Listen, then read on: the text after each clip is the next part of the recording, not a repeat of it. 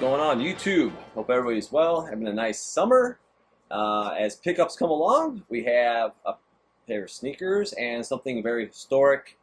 Bulls fans, MJ fans would definitely appreciate. But first, we're going to dip into the shoes. This is the old classic orange Nike box. We have size 10.5, the Air Sonic Flight Black with white and lapis. I had many flight models when I was a kid. That was my go-to shoe for a lot of street hooping. And I saw these on eBay.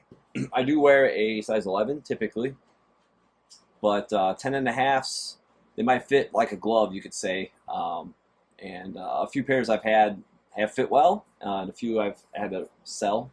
But if you find something that's in good shape, it's worth a shot. Try to put another life to them. But these are in really good shape. They're lightly worn. You got some flaking on the collar, more synthetic around the edge, like you see on even the Air Jordan 1. I could reference too Drake Ramberg's classic Flight logo, which is beautiful. Huge padded tongues, super nice leather. You can just tell it's buttery. These do not have much wear on them, and I will wear them when I'm not walking a lot of miles. So I will preserve them yet enjoy them. So I did clean them and condition them with New Life kicks. They do have that sneaker cleaner where it actually removes the oxidation. So if I put these in the sun, this would probably start to lighten, even if you're wearing them. I guess if the UV rays hit, we'll see. But yeah, you can see from the bottom that they are in really good shape. There might be some rocks or whatever, pebbles, I didn't really pick out, but I did scrub them clean. Again, the original insoles they do have. You can see down in there, little Nike Air. That was a big deal back in the day. If you had the Nike, but you wanted to have the Air soles. Also, you got the Flight, kind of stealthy on the back side, which is really cool. It's almost hidden. You gotta be really looking for it. The Flights, I never looked at them as like a takedown. I always looked at them as, just a great line of sneakers. The Sonics, the 92. This is the 92 version from 3592. I also have the 93 version. It's kind of a Chicago Bulls colorway, I say. A hint of blue and yellow in that one as well. But overall, I really like this design a little more. The 92 design of the Sonic. Sonic, maybe it was named after Sega Genesis. Possibly, I don't know. Maybe somebody knows a little more intel. Drop a comment. You can ask maybe somebody that works at the brand. But it seems like it's fitting for that timeline of a little inspiration from the video gaming. It's that old school looser stitching, I like to say. As we see, the leather is kind of tumbled on the swoosh. Everything else is pretty much full grain except for that upper portion where I said it looks synthetic. Just a simple, beautiful. That's what I loved about the 80s and early 90s.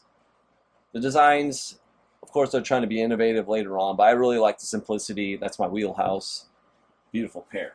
All right, so moving on to nothing but a bunch of bullshit. There it is. Piece of history right here I found. This is officially the guide, you could say, they handed out to the press table.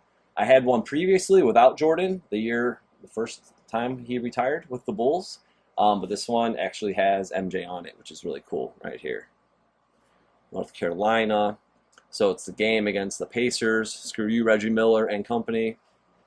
Till I die. Seth, I know he agrees with me.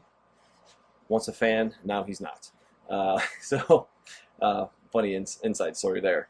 But yeah, I'm not going to obviously read through all this, but I will just kind of flip through it so you guys can see, if you worked at the press box, what they would be handing out, because it is quite a few sheets for all the media.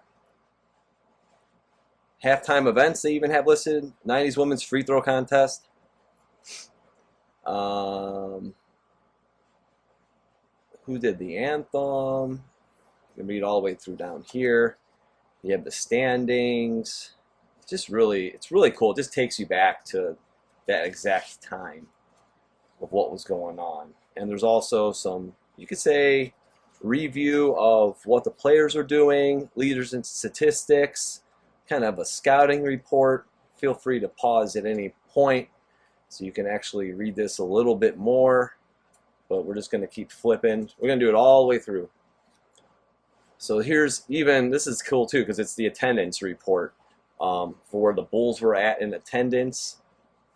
And in 4 home games, their attendance compared to the road games. And you can see, like, if you just pause, you'll see like the attendance for the Bulls on the road was actually really good too. So it was neat to see like that their attendance was, after MJ obviously became on the team, how on and off, you know, or inside and outside Chicago, he really helped the NBA growing. There's press notes. So here's kind of like a team recap per player. Even, you know, a little intel on the coach. Hobson, nice write-up on MJ. Cliff Levingston, my boy. Scott Williams at the bottom. Let's turn it here. Game-by-game results. I'll try to keep moving it quickly. Scoring summaries per player. Scoring even by quarter, you know, this attendance again.